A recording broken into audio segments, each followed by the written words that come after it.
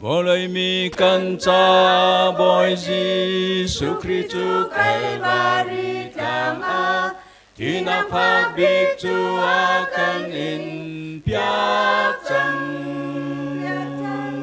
thì nào ni a khai khâu lâu y ni thum nu a than in a khâu than ni mi biếc tê xin a lang tran thì ni a khai khâu lâu ni thum nu a thâu tran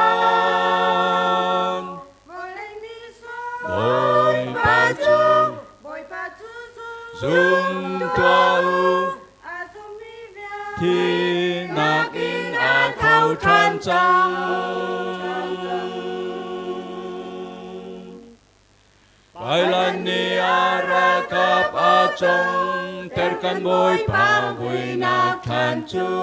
hoa roa har liang an in van mi an trung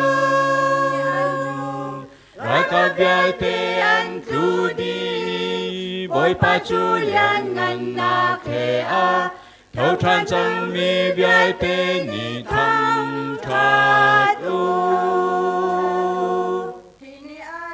thì ni a trái khâu lâu ni thum nu a thâu tran bồi pa chu zoom tua u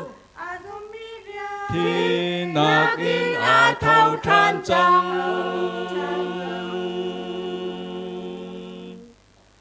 mô mi bia tên hai lo mu liên ngân bi cần siang pa sang chu Hallelujah tin cần thằng thất lại Amani cần cha thi nạc a in a thô tran bằng cần ni dông thì nào sẽ tân cút in cần thâu tran lại thì ni a lại khâu lâu ni thum nu a thâu tran bồi pa chu zoom tua u thì nạc in a thâu tran trăng